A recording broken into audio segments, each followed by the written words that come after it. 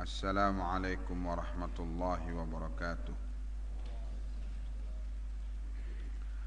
Alhamdulillah, wassalatu wassalamu ala rasulillah wa ala alihi wa sahbihi wa mawalah.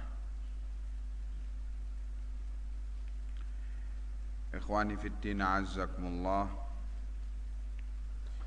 Kita telah membahas tentang nifaq, kemunafikan, definisinya, dan juga macam-macam nifaq. Kita telah membahas nifaq i'tiqadi, an-nifaqul i'tiqadi atau an-nifaqul akbar.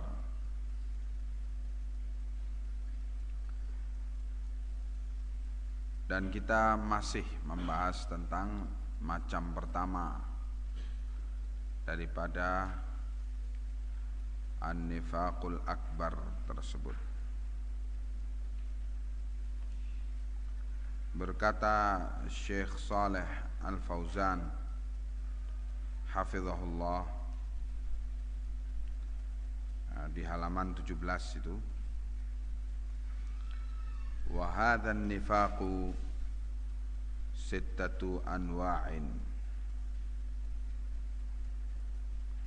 Dan nifaq akbar ini ada 6 macam atau 6 perbuatan yang dikategorikan dalam an-nifaqul akbar tersebut. Awalan, yang pertama,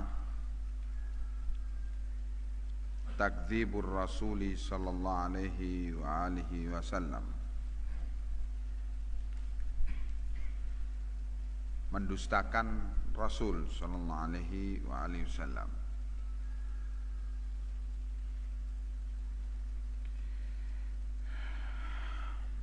Mendustakan Rasul yakni mendustakan kerasulan Muhammad sallallahu alaihi wa alihi wasallam.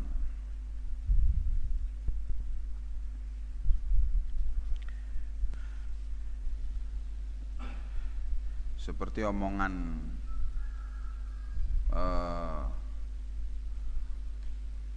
ulil absar atau ulil kufur hadza, dari kelompok utan kayu ini, yang mengatakan bahwa Muhammad itu hanyalah salah satu daripada tokoh-tokoh sejarah, dan karena itu tidak ada kemestian, tidak ada keharusan untuk kita meneladani beliau. Beliau itu adalah salah satu dari tokoh-tokoh sejarah, sederajat dengan tokoh-tokoh sejarah yang lainnya. Nah, ini nifaq akbar, an-nifaqul i'tiqadi, karena ada unsur takdzibur rasul, mendustakan Rasul, menyatakan tidak ada keharusan mencontoh, meneladani beliau. Meneladani aja tidak ada keharusan. Wal'iyadzu billah, sejajar dengan tokoh-tokoh sejarah yang lainnya. Ini takdzib. Tsanian, yang kedua, takdzibu ba'dhi ma jaa'a bihi ar-rasulu sallallahu alaihi wasallam, mendustakan sebagian apa yang Rasul telah datang dengannya, yakni mendustakan sebagian ajaran-ajaran beliau. mendustakan sebagian itu sudah tergolong atau dikategorikan an-nifaq al-akbar. Bagaimana kalau mendustakan seluruh isinya?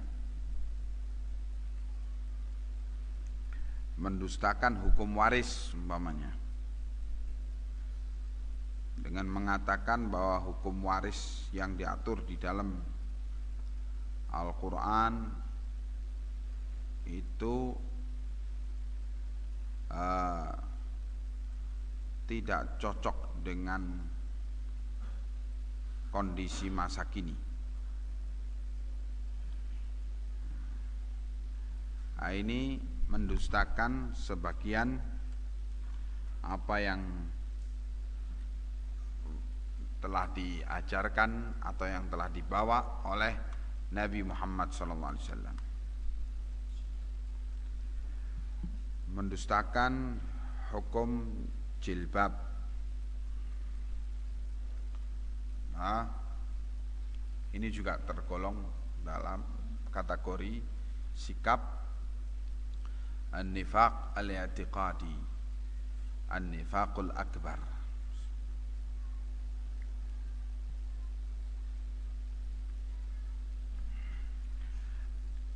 Thalithan, yang ketiga, bughdur rasuli sallallahu alaihi wa alihi wasallam, membenci Rasul sallallahu alaihi wa alihi wasallam. Membenci Rasul sallallahu alaihi wa alihi wasallam ini juga termasuk an-nifaqul akbar atau an-nifaqul i'tiqadi. Apa ada orang Islam yang membenci Rasulullah sallallahu alaihi wasallam? Ada. Ya. Dan itu kita dapati dari para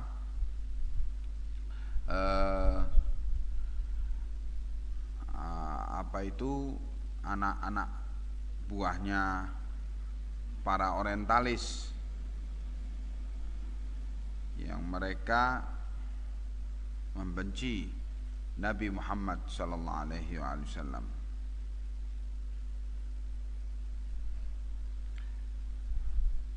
Rabi'an, yang keempat, bughdu ba'di ma jaa bihi Rasul sallallahu alaihi wasallam. Membenci sebagian apa yang dibawa oleh Rasulullah sallallahu alaihi wasallam. Kalau di atas mendustakannya. Kalau yang keempat ini membencinya. Kadang-kadang tidak mendustakan, meyakini kebenarannya, tapi benci. Ya. Benci dengan berbagai alasan. Kadang-kadang karena alasan tidak cocok dengan adat istiadat kami. Kadang-kadang bencinya itu tidak cocok dengan situasi dan kondisi masa kini. Banyak alasan yang dikemukakan, tetapi intinya ialah membenci ajaran itu. Dia dalam keadaan tahu itu datang dari Nabi sallallahu alaihi wasallam. Tapi bersamaan dengan tahunya itu dia membencinya. Yang kelima, al-musirratu bin khifadi dinir rasuli sallallahu alaihi wasallam.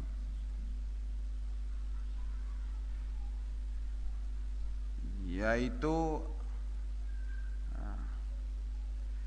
menyembunyikan sikap inkhifad, merendahkan atau mengisyaratkan sikap merendahkan agama Rasul sallallahu alaihi wasallam. Seperti menyatakan agamanya orang Arab, agama impor, atau yang sejenis perkataan-perkataan itu yang intinya merendahkan agama Rasul sallallahu alaihi wasallam. Sadisan yang keenam, al-karahiyatu lintisari dinir rasuli sallallahu alaihi wasallam. Tidak suka, benci dengan kemenangan agama Rasul sallallahu alaihi wasallam.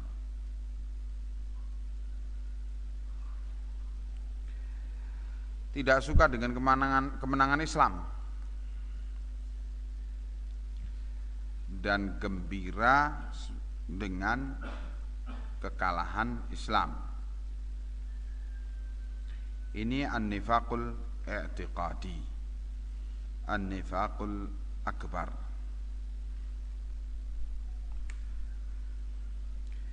Ketidaksukaan itu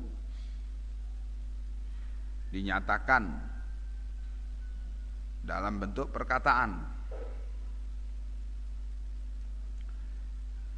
sehingga difahami orang. Ya. Nah, sikap-sikap yang disebutkan dalam 6 perkara ini adalah sikap-sikap an-nifaqul akbar atau an-nifaqul i'tiqadi yang mengeluarkan pelakunya dari Islam.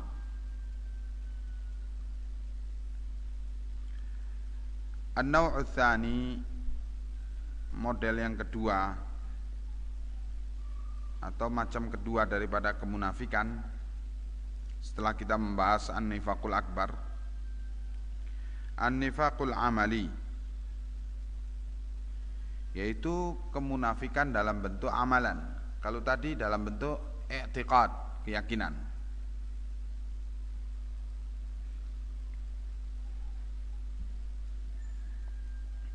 Wa huwa amalu syai'in, yaitu berbuat sesuatu min a'malil munafiqin, dari amalan-amalan orang munafik, ma'a biqa'il imani fil qalbi, bersamaan dengan biqa'il iman, tetapnya iman, fil qalbi, di dalam hati. Wa hadza la yukhriju minal millah. Nifaq amali tersebut la yukhriju, tidak mengeluarkan pelakunya dari agama ini. Lakinnahu wasilatan ila dzalik, tetapi yang demikian itu wasilah, jalan menuju kepada keluar dari Islam, jalan menuju keluar dari Islam. Wa sahibuhu, pelakunya, yakunu fihi imanun, terdapat pada dirinya iman, wa nifaqun, dan juga kemunafikan. Wa idza kathura, kalau semakin banyak kemunafikannya, amalan-amalan munafiknya, sara bisababihi munafiqan khalisan, jadilah dengan sebab itu dia sebagai munafik murni.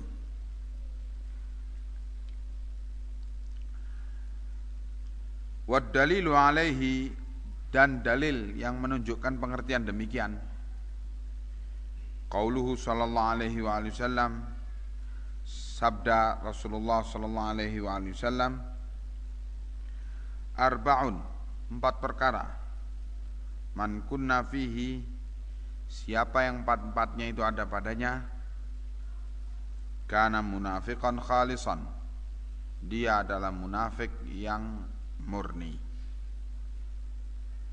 Wa man kanat fihi khaslatun minhunna, dan barang siapa yang padanya ada sebagian daripada 4 perkara tersebut,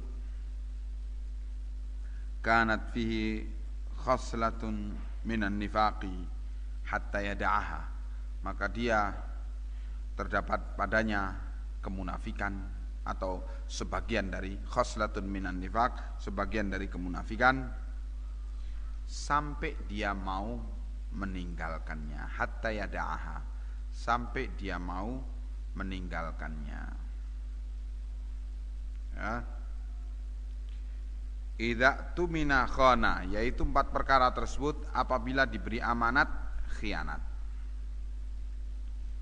Wa idza haddatsa kadzdzaba, dan apabila berdusta, apabila berbicara berdusta. Wa idza ahada ghadara, dan apabila janji menyelisihi janji. Wa idza khasama fajara, dan apabila bertikai melampaui batas. Ini amalan-amalan kemunafikan. Kemudian Syekh menyatakan, faman ijtama'at fihi hadhil khisal al-arba', maka barang siapa yang terkumpul fihi pada dirinya hadhil khisal al-arba', 4 perkara tersebut, faqad ijtama'at fihi syarr, maka sungguh telah terkumpul pada dirinya asyarr, kejelekan. Wa khallasat fihi nu'utul munafiqin, sehingga khallasat, murnilah, fihi, pada orang itu, nu'ud, tabiat-tabiat, sifat-sifat al-munafiqin, orang-orang munafik. Wa man kanat fihi wahidatun minha, dan barang siapa yang terdapat padanya salah satu daripada 4 itu, sara fihi khaslatum minan nifaq, jadilah dia padanya khaslah, sebagian daripada tabiat kemunafikan. Fa innahu qad yajtami'u fil ba'di khisalu khairin wa khisalu syarrin, karena pada dirinya fil abdi ini, fa innahu qad yajtami'u fil abdi, baknya itu keliru cetak. Ya, fil abdi, baknya itu terletak sesudah ain. Ini tertulis fil ba'di, maksudnya fil abdi. Maka apabila terdapat padanya salah satu daripadanya, jadilah pada hamba itu khoslatun minan nifaq, sebagian daripada kemunafikan. Fa innahu qad yajtami'u fil abdi, maka sungguhnya terkumpul pada hamba itu khisalu khairin wa khisalu syarrin, amalan-amalan yang baik dan amalan-amalan yang jelek. Wa khisalu imanin wa khisalu kufrin wa nifaq, dan terdapat pula pada dirinya amalan-amalan iman dan juga amalan-amalan kufur dan nifaq. Wa yastahiqqu min ats-tsawabi wal iqabi, dia hamba yang demikian keadaannya ini berhak mendapatkan thawab, pahala, wal iqab, dan hukuman. Bihasbi ma qama bihi min mujibati dzalika, sesuai dengan kadar sejauh mana dia menunaikan perkara-perkara yang mujibat dzalik, yang menyebabkan, yang menjadi penyebab datangnya kebaikan dan pahala dan iqab, azab Allah itu.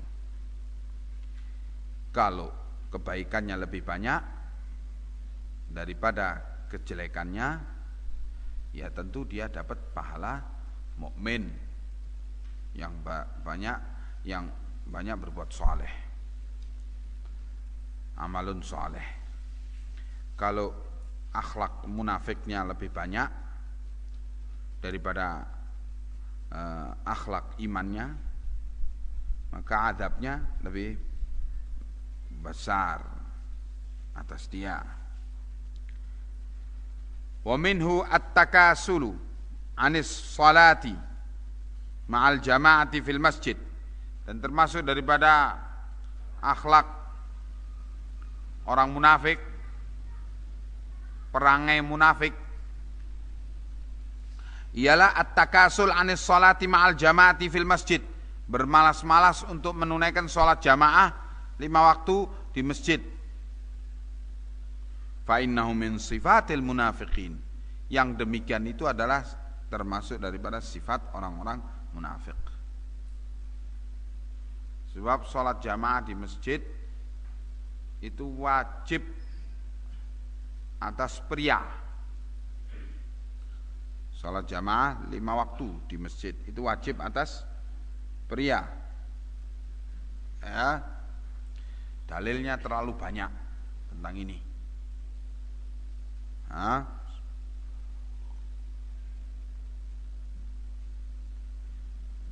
Rasulullah sallallahu alaihi wasallam menyatakan mau menunjuk seorang menggantikan beliau jadi imam. Terus beliau keliling melihat siapa pria-pria yang sholat 5 waktunya itu di rumah, maka akan dibakar beserta rumahnya. Sampai begitu marahnya Rasulullah sallallahu alaihi wasallam. Abdullah bin Ummi Maktum, buta, datang kepada Nabi sallallahu alaihi wasallam, minta izin kepada beliau, ya Rasulullah, rumahku jauh untuk datang ke masjid, melalui kadang-kadang lembah. Kadang-kadang aku itu tidak ada yang menuntun aku ke masjid. Apakah aku boleh meninggalkan sholat di masjid, sholat di rumah saja kalau nggak ada yang nuntun? Nabi tanya, apakah kamu mendengar suara adzan? Kata dia, ya saya dengar. Kalau begitu kamu wajib untuk mendatangi masjid. Nah, kalau perkara yang sunnah, enggak mungkin Nabi memerintahkan demikian. Tidak mungkin Nabi mengancam akan membakar rumahnya pria yang sholat di rumahnya.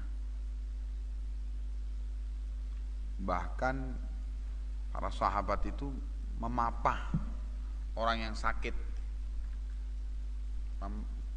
dipapah dengan 2 orang untuk dibawa ke masjid guna menunaikan sholat di masjid bila sakit.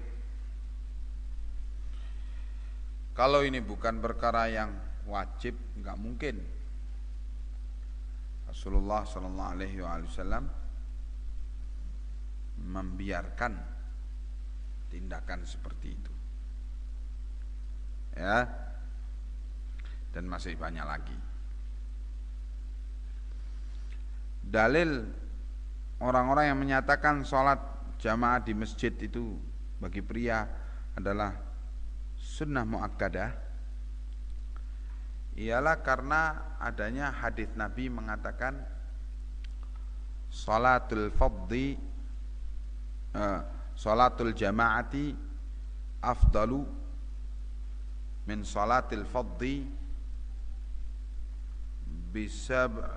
bisab'in wa ishrina darajah. Salat jamaah di masjid dibanding dengan salat sendirian itu perbedaannya ialah 27 derajat. Kata mereka yang menyatakan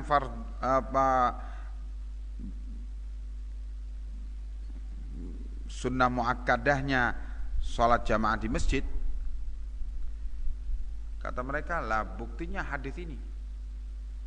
Sholat sendirian mempunyai nilai derajat, walaupun dibandingkan dengan sholat jamaah ialah kalah 27 derajat.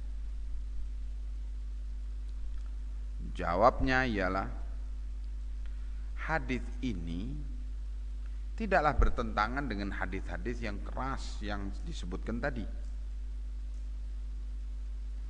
Hadis-hadis yang begitu kerasnya tentang sholat jamaah yang disebutkan tadi menunjukkan wajibnya sholat jamaah. Sedangkan hadis ini menunjukkan bahwa bila orang tidak sholat jamaah di masjid, seorang pria tidak sholat jamaah di masjid dari sholat 5 waktu, dia sholat sendirian di rumah, tidak berjamaah di masjid, itu sholatnya tetap sah. Hadis ini menunjukkan demikian. Walaupun dia dengan meninggalkan sholat jamaah di masjid bermaksiat, telah bermaksiat, berbuat dosa kepada Allah. Jadi bagaimana untuk dikatakan semata-mata dengan satu hadis ini kemudian mengalahkan hadis-hadis yang banyak seperti ini, yang begitu kerasnya ancaman Rasulullah SAW terhadap orang yang tidak sholat jamaah di masjid, dan begitu kerasnya perintah Rasulullah sampai kepada orang buta pun tetap diperintahkan untuk datang ke masjid dalam keadaan tidak ada yang menuntunnya, tetap kalau mendengar adzan datang ke masjid. Ini apa diabaikan begitu saja hanya karena adanya hadis ini? Ya, tentu tidak bisa. Mestinya hadis ini yang satu ini yang menyatakan berita perbedaan derajat orang yang sholat sendirian dengan orang yang sholat berjamaah, ini satu, ini yang harus dirujukkan maknanya kepada hadis-hadis yang banyak itu tadi, dengan pengertian seperti yang disebutkan ini tadi. Bukan hadis-hadis yang banyak itu yang dirujukkan kepada pengertian satu hadis ini. Hadis-hadis yang memberitakan perbuatan Rasul SAW dan para sahabatnya, dan juga perbuatan para khulafa ar-rasyidin sepeninggal beliau, itu yang mestinya jadi patokan. Sehingga kalau ada hadis yang seperti ini, dikembalikan maknanya ke hadis-hadis yang banyak itu tadi, gitu mestinya, ya.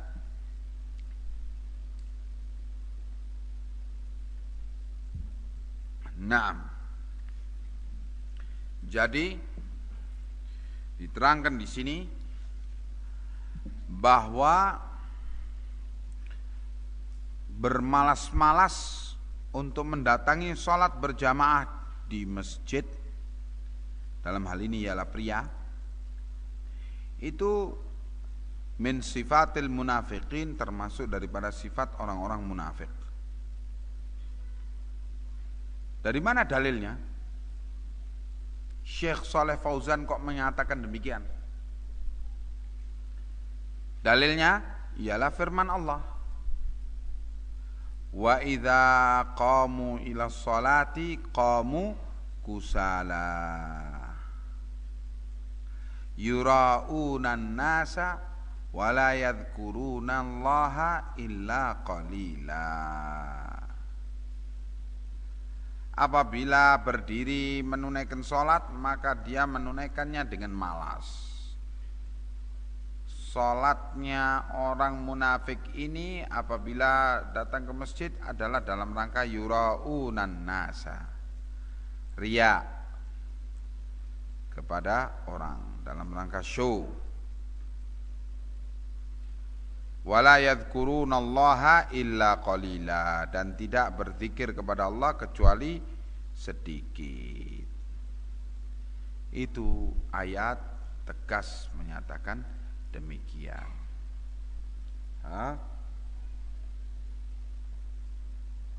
Di surat apa ini?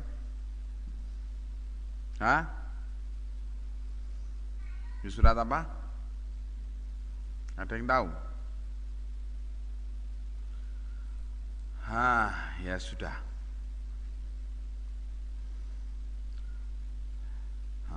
Fannifaqu, maka perbuatan kemunafikan, syarrun wa khatirun jidda, jelek, wa khatir, dan bahaya, jidda sekali, bahaya sekali. Wa kana as-sahabatu yatakhawwafuna minal wuqu'i fi, dan para sahabat Nabi yatakhawwafun, mereka dalam keadaan saling takut, minal wuqu' fi, untuk terjatuh pada perbuatan kemunafikan ini. Qala Ibnu Abi Mulaikah, berkata Ibnu Abi Mulaikah, beliau ini imam dari kalangan, termasuk salah satu imam dari kalangan tabi'in. Kata Ibnu Abi Mulaikah, adraktu thalathina min ashabi Rasulillah sallallahu alaihi wasallam kulluhum yakhafun nifaqa ala nafsih. Aku menemui 30 orang dari kalangan sahabat Nabi, sahabat Rasulullah sallallahu alaihi wasallam, semua mereka dalam keadaan yakhaf, takut kemunafikan terjadi pada dirinya.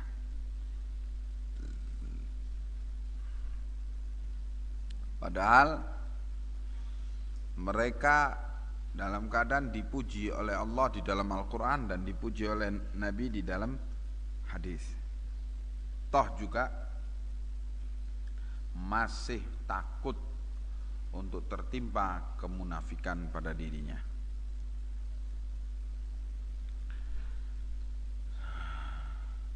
Nasallallahu al-afwa wal-afiyah. Kita mohon kepada Allah pemaafan, dan kita mohon kepada Allah al-afiyah, kesehatan jasmani dan rohani. Amin ya rabbal alamin. Al-furuqu bainan nifaqil akbari wan nifaqil asghari. Beberapa perbedaan antara an-nifaqil akbar dengan an-nifaqil asghar.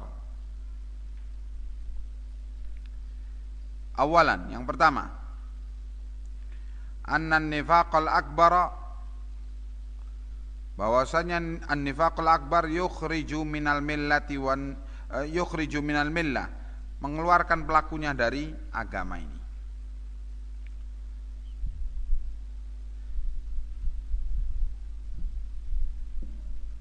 Wan nifaqil asghari wan nifaqal asghari la yukhriju minal millah. Sedangkan kemunafikan yang asghar, yang lebih kecil, tidak mengeluarkan pelakunya dari agama. Tsanian, yang kedua, annan nifaqal akbar ikhtilafus sirri wal alaniyati fil i'tiqad. Bahwa nifaqul akbar itu adalah dalam bentuk ikhtilafus sir, perbedaan antara as-sir, apa yang tersembunyi, wal alaniyah, dengan apa yang nyata, fil i'tiqad, dalam perkara i'tiqad. Ucapan mulutnya menyatakan saya orang Islam, tapi di dalam hatinya ada kebencian kepada Islam. Begitu contohnya. Beda antara yang nyata dengan apa yang tersembunyi. Wan nifaqul asgharu ikhtilafus sirri wal alaniyati fil a'mali dunal i'tiqadi.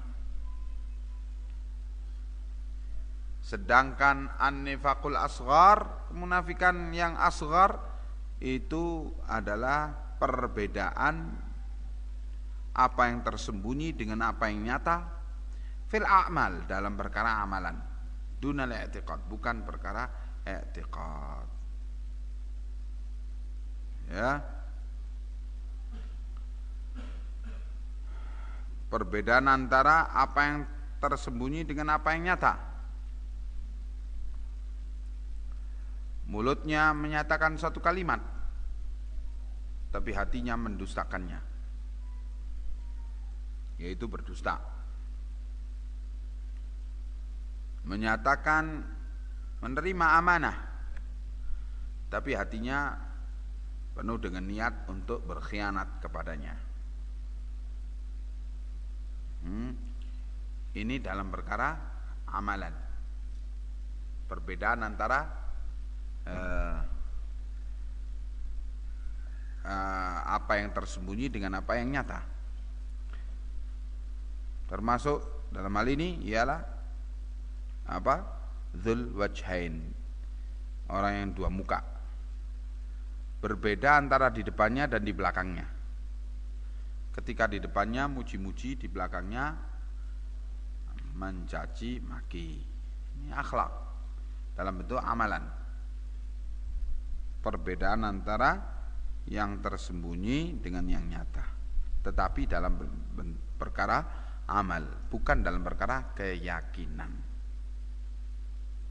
Ya. Itu nifaqul asghar. Sedangkan dalam perkara nifaqul akbar, perbedaannya itu dalam perkara keyakinan. Nah, itu tentu lebih berbahaya dalam hal keyakinan ini. Tsalitsan, yang ketiga, annan nifaqal akbar la yasduru min mu'minin, bahwa an-nifaqul akbar tidak mungkin muncul, yasduru bersumber atau muncul dari perbuatan orang mukmin. Gak mungkin orang mukmin benci kepada Islam, gak mungkin orang mukmin benci kepada Rasul, ya. Gak mungkin orang mukmin benci kepada ajaran-ajaran Islam. Jadi gak mungkin ini muncul dari orang mukmin. Wa amman nifaqul asgharu faqad yasduru minal mu'min. Sedangkan an-nifaqul asghar itu kadang-kadang muncul dari orang mukmin perbuatan itu.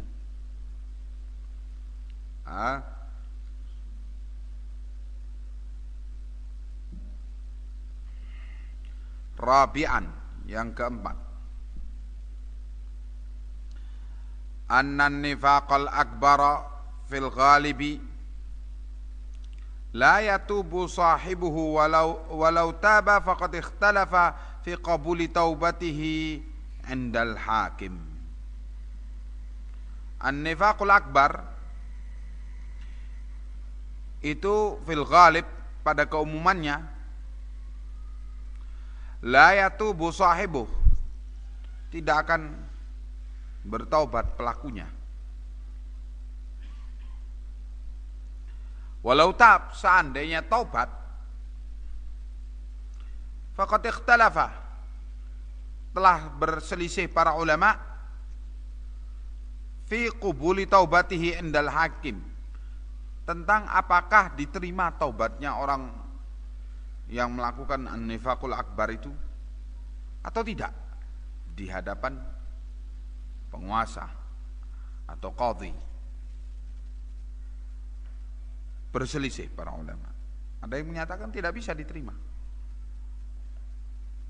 karena tidak bisa dipastikan apakah ini dusta, yang ini yang dusta atau yang benar, karena dia terbiasa dengan dusta. Ya, antara zahir dengan batin itu beda. Begitu. Nah, bi khilafin nifaqil asghar, beda dengan perkara an-nifaqil asghar. Fa inna sahibahu qad yatubu ila Allah fayatubu Allah alaih. Karena pelakunya an-nifaqil asghar kadang-kadang bertaubat, yatubu ila Allah, bertaubat pada Allah sehingga Allah mengabulkan taubatnya.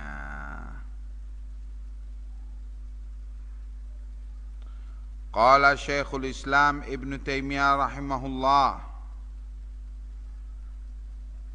berkata Syekhul Islam Ibn Taimiyah, semoga Allah merahmatinya, wa katsiran ma tu'ridu lil mu'mini, dan banyak sekali ma tu'ridu lil mu'min, apa yang menghadang orang mukmin ialah syu'batun min syu'abin nifaq, cabang daripada cabang-cabang kemunafikan. Tsumayatubullah alaih, kemudian dia bertaubat kepada Allah atas perbuatan tersebut.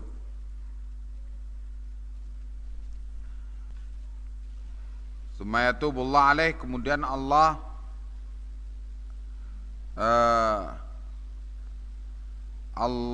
kemudian dia bertaubat kepada Allah atasnya. Waqad yaruddu ala qalbihi, waqad yaridu, bukan yaruddu, waqad yaridu, kadang-kadang terbetik ala qalbihi, di hatinya, ba'du ma yujibun nifaq, sebagian dari perkara yang menyebabkan kemunafikan. Wa yadfa'uhu Allah anhu, tetapi Allah tolak daripadanya karena Allah melindungi hatinya. Kadang-kadang memang terbetik di hati kemunafikan itu, tetapi selama masih belum diucapkan oleh mulut, belum dilangkahkan oleh kaki, dan belum ditindakkan oleh tangan, maka itu masih dalam bentuk bisikan syaitan. Ya, belum bagian daripada amal. Sehingga kadang Allah menyelamatkan hambanya itu dari bisikan tersebut. Wal mu'minu yubtala biwasawisis syaitan, orang mukmin itu diuji dengan wasawis, bisikan-bisikan syaitan. Wa biwasawisil kufri, dan juga diuji dengan waswas, bisikan-bisikan al-kufur, allati yadhiqu biha sadruh, yang kadang-kadang sampai menyempitkan dadanya. Kama qala sahabatu ya Rasulullah, sebagaimana hal ini dikatakan oleh sahabat, wahai Rasulullah, inna ahadana la yajidu fi nafsihi, sesungguhnya salah seorang dari kami mendapati di dalam dirinya, di dalam jiwanya, di dalam hatinya, ma la yakhirru minas samai ilal ardi ahabba ilaihi min ayyatakallama bihi, yaitu kadang-kadang terbetik di hati, mendapati di hatinya perkara yang la yakhirra minas samai, perkara yang seandainya dilemparkan dari langit ilal ardi, ke bumi, itu lebih dia senangi daripada dia berbicara dengannya. Perkara yang mengerikan sekali. Sehingga seandainya dilemparkan dari langit ke bumi, itu lebih dia senangi daripada berbicara dengannya. Takut sahabat ini sehingga lapor kepada Rasulullah SAW. Kadang-kadang terbetik di hati seperti itu, ya Rasulullah. Bagaimana ini?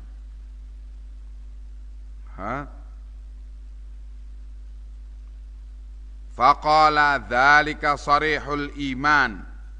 Nabi menyatakan dalam riwayat lain, bahkan Nabi bertakbir, Allahu Akbar, dzalika sarihul iman. Itulah iman yang sesungguhnya, yang menahan lisan untuk berbicara apa yang dibisikkan di dalam hati oleh syaitan. Kalimat-kalimat kufur, kalimat-kalimat nifaq yang dibisikkan oleh syaitan di dalam hati, tetapi karena iman akhirnya menahan lisannya untuk jangan berbicara, ya, sehingga selamat. Atau timbul rasa takut untuk berbicara tentang apa yang dirasakan di hatinya itu. Nah, kadang-kadang orang itu digoda hatinya oleh yang demikian itu. Wa fi riwayatin, dalam riwayat lain disebutkan, ma yata'adhama ayyatakallama bihi, qala alhamdulillahilladzi radda kaidahu ilal waswasah.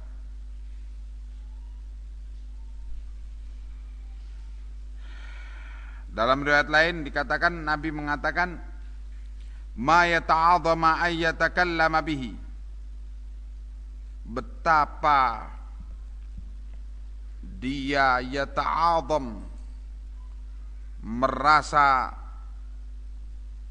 besar perkara yang terbetik di hatinya itu, sehingga amat besar dalam pandangan dia ayyatakallama bihi, untuk berbicara dengan apa yang terbetik di hatinya itu.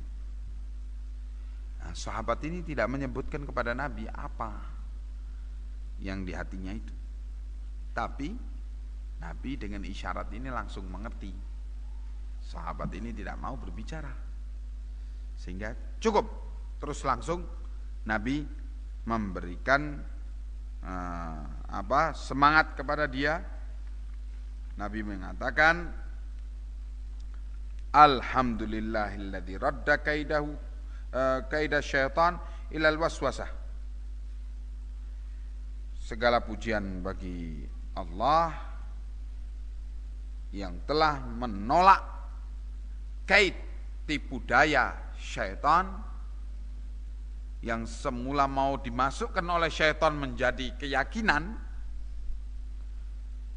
sehingga diupayakan digerakkan dari hatinya itu oleh syaitan untuk menggerakkan lisannya berbicara seperti itu, tapi ditahan dengan petunjuk Allah karena iman, ditahan lisannya untuk jangan berbicara, sampai akhirnya mengendap bisikan itu hanya sebatas bisikan saja.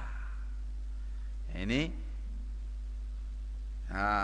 cara Allah menyelamatkan hamba itu dari waswas syaitan. Ai husulu hadzal wiswas ma hadhil karahal azimah, yaitu terjadinya bisikan-bisikan tersebut bersamaan dengan al-karahal azimah, ketidaksukaan yang besar pada dia untuk adanya bisikan itu, wa dafa'ahu anil qalbi, dan akhirnya menolak Allah, menyingkirkan bisikan itu dari hati, huwa, dari hati orang ini, Sehingga inilah termasuk min sarihil iman, dari apa? Keimanan yang nyata. Ya. Begitu Ibnu Taimiyah, intaha, sampai di sini penukilan Syekhul Islam Ibnu Taimiyah dalam menerangkan tentang bedanya orang yang digoda dengan an-nifaqul akbar tetapi iman ada di hatinya, dengan orang yang memang telah terjatuh kepada an-nifaqul akbar. Orang yang dikuasai oleh an-nifaqul akbar, mulutnya akan dengan semena-mena berbicara macam-macam. Wa amma ahlun nifaqil akbar faqad qala Allahu fihim, adapun orang-orang yang an-nifaqul akbar, yang terjatuh kepada kemunafikan yang akbar, Allah telah menyatakan tentang mereka, summum bukmun umyum fahum la yarji'un.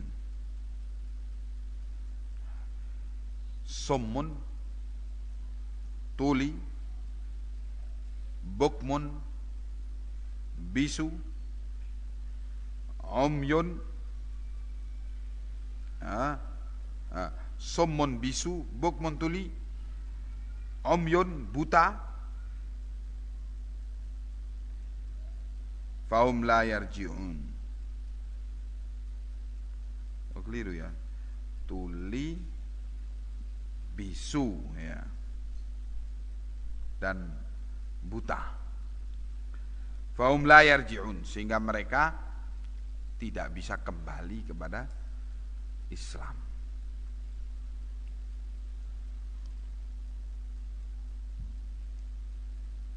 La yarji'un, tidak bisa kembali, ai ilal Islam fil batin, yaitu tidak bisa kembali kepada Islam pada batinnya. Na'udzubillah. Tidak bisa taubat, tidak diberi peluang oleh Allah untuk ingin taubat. Nah, biasanya yang kayak gini ini ahlul bid'ah. Ahlul bid'ah,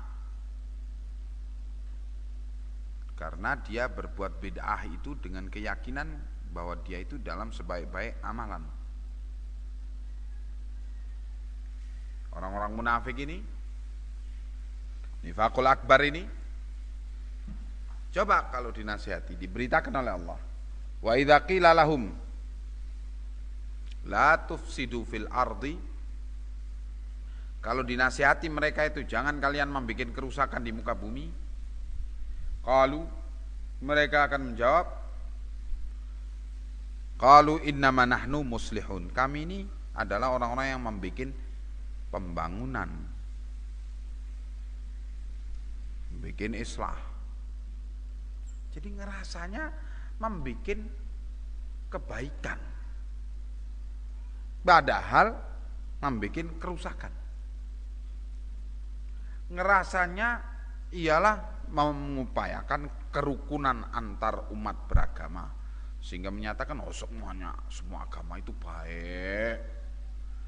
Jangan ada yang mengklaim dirinya di atas kebenaran.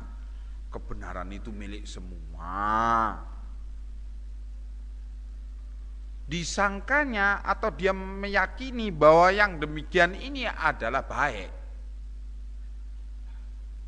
Sehingga kalau dinasihati, lombok kamu itu jangan membuat pengkaburan agama semacam itu. Oh ya apa? Wong kami ini membuat upaya kebaikan kok. Nah begitu. Jadi sulit untuk ingin taubat dari perbuatannya. Wa idza qila lahum aminu kama amanan nas, kalau dinasihati mereka itu, berimanlah kalian seperti imannya para sahabat Nabi. Apa jawabannya? Qalu, Jawabannya, anu'minu kama amanas sufaha. Loh, masa kami disuruh beriman seperti imannya orang-orang dungu, orang-orang zaman onta, orang-orang kuno seperti itu. Masa kita disuruh mundur ke belakang gitu. Kan sekarang ini kita sudah mencapai, atau kita hidup di zaman challenger, masa disuruh balik lagi ke zaman onta begitu.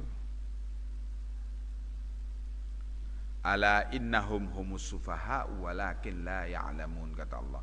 Bukankah mereka itu sesungguhnya yang dungu, akan tetapi tidak ngerti kalau mereka itu dungu, tidak tahu kalau dirinya tidak tahu. Ya, jadi sulit untuk taubat. Merasanya itu yakin paling pinter dewe, ngerasanya yakin dalam sebaik-baik amalan. Ya, nah ini yang disinggung oleh Allah di dalam surat Al-Kahfi, ayat ke 100 berapa? Nah, ayat-ayat terakhir itu, qul hal nunabbi'ukum bil akhsarina a'mala alladzina dhalla sa'yuhum fil hayatid dunya wa hum yahsabuna annahum yuhsinuna sun'a. Katakanlah, wahai Muhammad sallallahu alaihi wasallam, maukah kami beritahu kalian tentang orang-orang yang paling merugi amalannya, yaitu yang sesat dalam kehidupan di dunia, tetapi mereka menyangka bahwa mereka dalam sebaik-baik amalan. Jadi sulit untuk taubat. Kalau pelacur merasa minder dengan pelacurannya dan bercita-cita suatu saat ingin kembali menjadi orang baik, itu namanya masih ada iman, ada harapan untuk taubat. Penjudi, pemabuk, maling, ya, itu semua adalah amalan-amalan yang pelakunya itu merasa yakin dia ini di dalam perbuatan dosa kalau dia itu muslim, ya, dan bercita-cita suatu saat mengatasi kelemahannya dan kembali menjadi orang baik. Dan kalau lihat orang soleh seneng, kepingin seperti dia begitu. Ini ada iman. Tapi kalau orang-orang yang demikian ini, yang nifaqul akbar ini, naudzubillah, sulit untuk taubat. Karena memang Allah tidak kehendaki untuk taubat. Begitu. Jadi beruntunglah kalau Allah memberi dalam hati kita semangat untuk terus menerus taubat. Ya.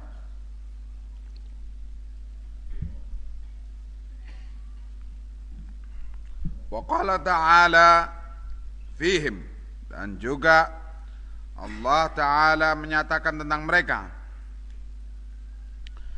awala yarawna annahum yuftanuna fi kulli amin marratan aw marrataini thumma la yatubuna wa lahum yadzakkarun. Dalam surat At-Taubah ayat ke-126. Tidakkah mereka melihat bahwa mereka ini, orang-orang munafik ini, mereka yuftanuna fi kulli amin marratan aw marratain, dikenai yuftanun, dikenai fitnah atau adab pada setiap tahun sekali atau dua kali. Kemudian walaupun sudah begitu, sudah dikenai berbagai peristiwa-peristiwa yang memukul dia, toh mereka la yatubun, tidak mau taubat, walahum yadzakkarun, dan tidak mereka itu mau ingat. Ya. Qala Syekhul Islam Ibn Taimiyah rahimahullah, wa qad ikhtalafa al-ulama'u fi qabuli taubatihim fi adh-dhahir. Telah berselisih para ulama tentang apakah diterima taubat mereka secara zahir. Likauni dzalika la yu'lamu idhum daiman yudhiruna al-Islam, karena memang tidak bisa diketahui dan tidak bisa dipercaya mereka itu. Idhum daiman yudhiruna al-Islam, karena mereka itu selalu yudhiruna, menampakkan Islam, keislaman. Nah, jadi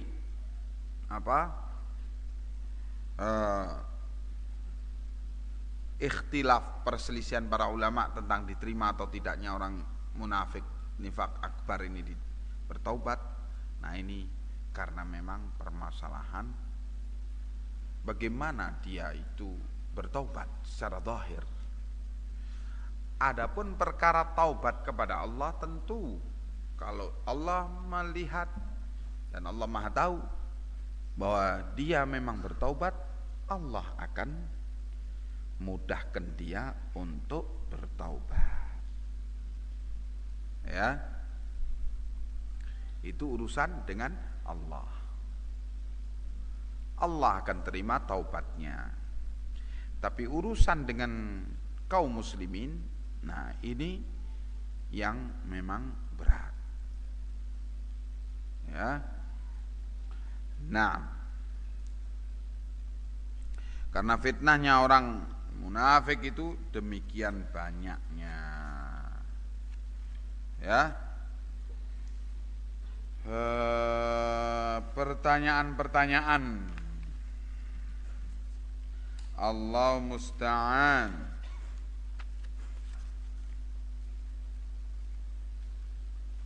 Kata penanya, takut pada pimpinan apakah termasuk syirik? Kalau takut itu tidak sampai menyebabkan kamu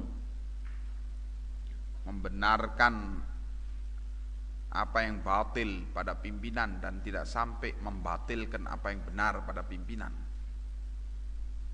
itu takut yang tidak sampai pada syirik. Kalau takut itu tidak sampai membawa kamu untuk menghalalkan yang haram dan mengharamkan yang halal, itu tidak sampai syirik. Semata-mata takut, itu tidak termasuk syirik. Ya. Nah,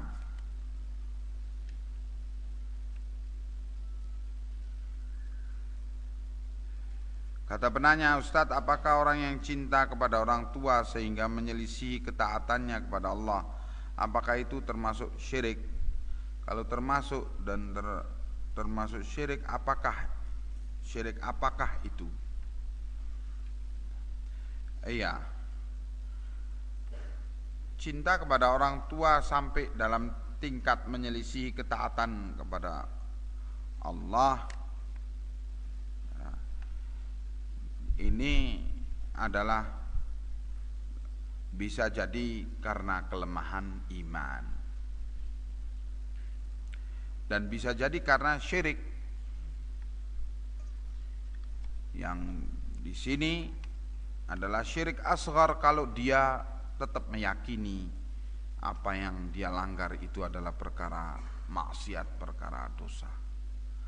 Tapi kalau sampai dia pada tingkatan apa yang diperintahkan oleh orang tua itu pasti benar, sampai dalam hal yang diharamkan oleh Allah kamu benarkan demi cintamu kepada orang tua, nah ini sudah syirik akbar. Ya, mengeluarkan kamu dari Islam. syirik mahabbah. Jadi kalau kamu menyelisih perintah Allah karena cintamu kepada orang tua, selama kamu masih yakin bahwa apa yang kamu lakukan itu dosa menyelisih perintah Allah, itu masih dalam batas perbuatan maksiat karena kelemahan iman.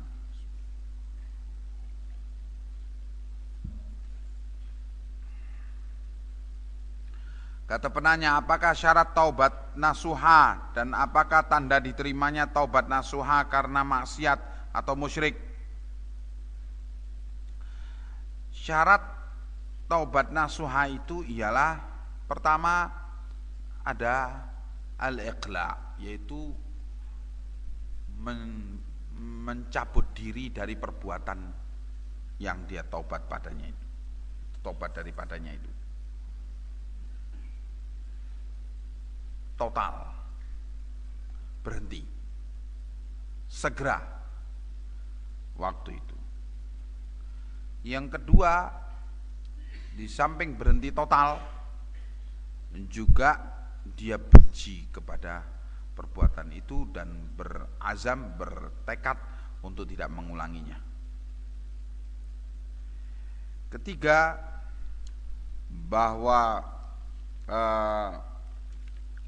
dia dengan taubat nasuha itu meminta ampun kepada Allah, mengakui kesalahannya di hadapan Allah. Di hadapan Allah, bukan di hadapan manusia.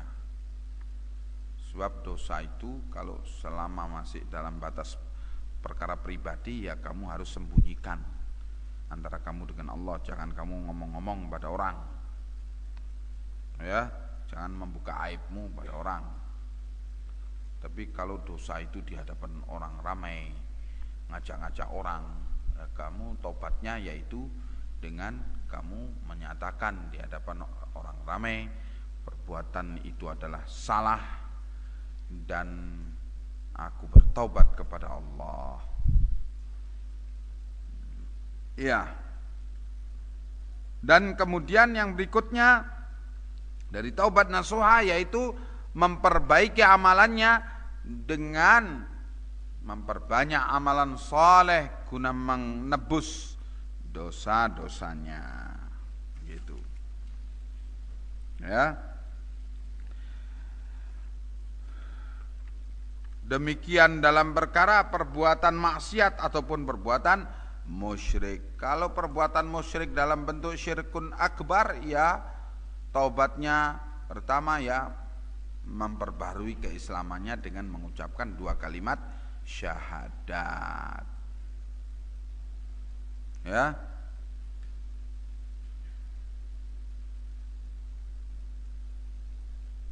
Kata penanya, bolehkah kita mengkafirkan orang-orang kuburiyun yang mana telah datang pada mereka ilmu? Kuburiyun yaitu para penyembah kuburan yang dikeramatkan. Dan kalaupun tidak boleh, sampai mana kita mengkafirkan mereka? Bagaimana hukum memanjangkan celana bagi ikhwan, yaitu melebihi mata kaki? Hukum menghukum atau menyatakan ta'yin, menuding fulan bin fulan karena dia adalah suka untuk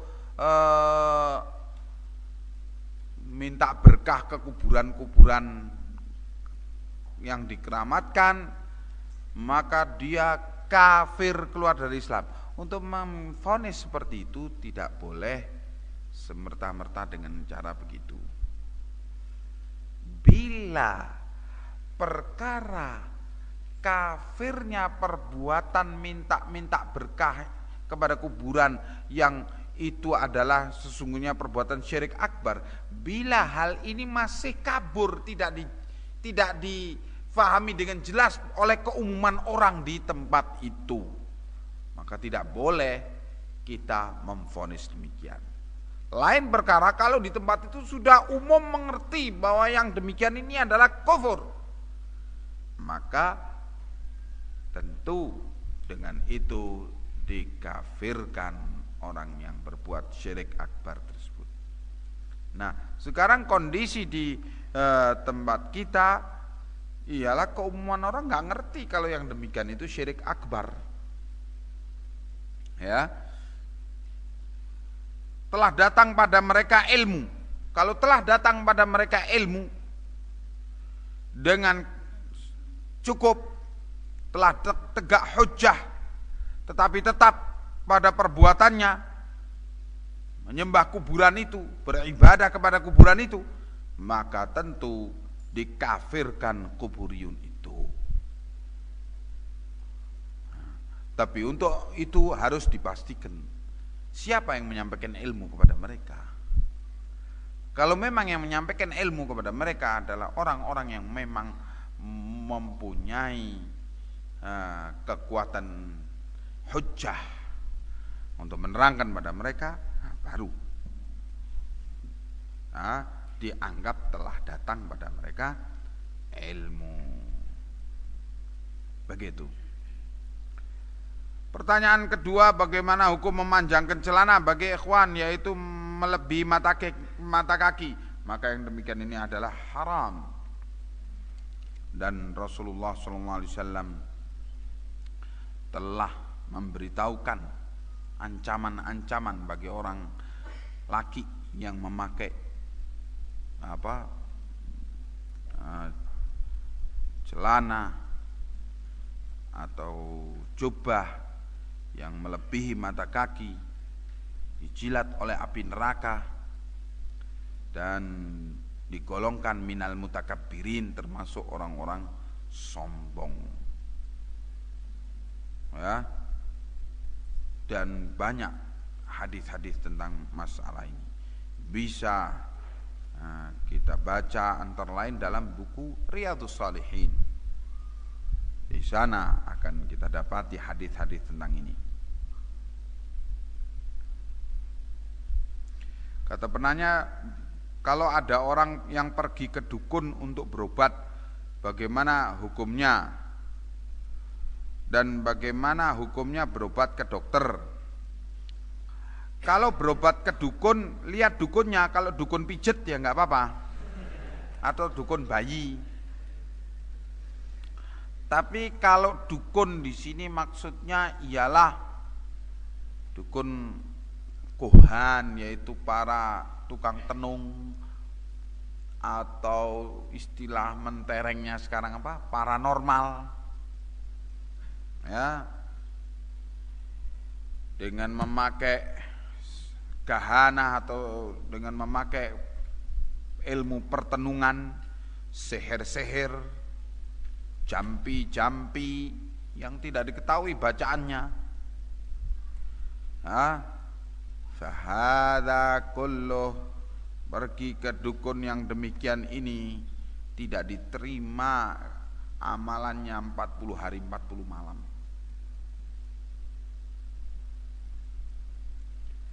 Adapun berobat ke dokter adalah perkara mubah. Ya.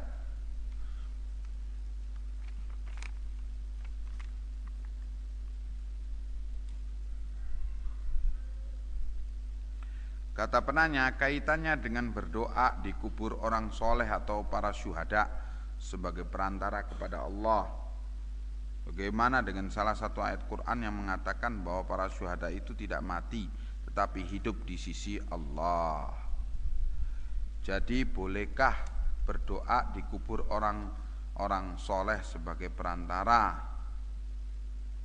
Tolong dijawab karena saya ingin bisa mematahkan ustadz-ustadz error di kampus saya. La haula wala quwata illa billah. Allah yahdik.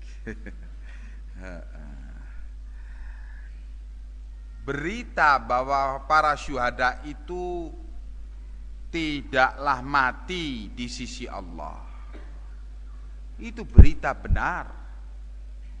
Wala taqulu liman yuqtalu fi sabilillahi amwat, bal ahya'un 'inda rabbihim yurzaqun, dan selanjutnya. Jangan kau katakan orang yang terbunuh di jalan Allah itu mati, bahkan mereka itu hidup di sisi Tuhan mereka. Hidup di sisi Tuhan mereka, tetapi di dunia dikatakan mati. Dalam definisi kehidupan di dunia mereka tergolong mati. Buktinya apa? Istrinya harus menjalani masa iddah. Abu Salamah, suaminya Ummu Salamah, syahid. Ya.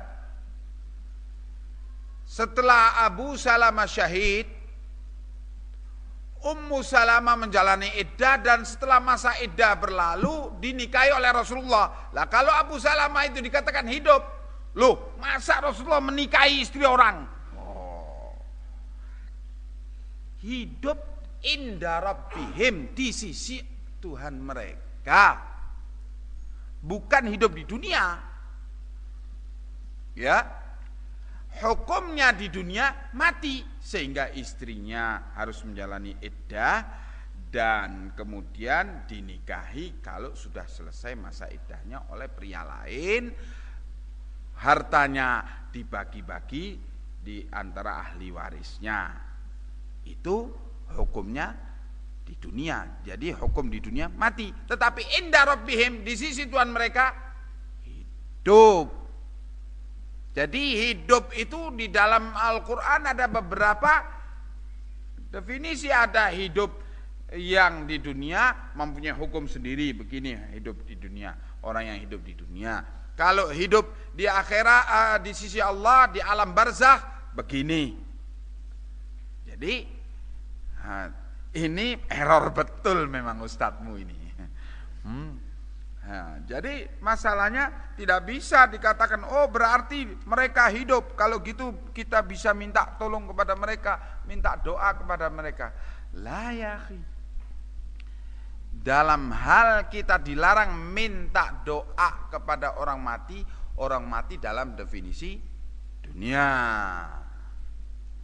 Buktinya mati yaitu tadi, istrinya dinikahi oleh pria lain setelah menjalani masa iddah, hartanya dibagi-bagi di antara ahli waris. Kan ya? Nah, Hafsah bintu Umar telah meninggal suaminya dan syahid dalam perang Uhud, dan kemudian setelah menjalani masa iddah dinikahi oleh Rasulullah sallallahu alaihi wasallam. Lah kalau masih hidup masa Rasulullah menikahi istri orang? Ya enggak benar. Cara penilaian seperti itu. Nah, sudah jam 5:10. Pertanyaan dijawab selanjutnya di waktu yang lain. Subhanakallahumma bihamdika asyhadu an la ilaha illa anta astaghfiruka wa atubu ilaik. Assalamualaikum warahmatullahi wabarakatuh.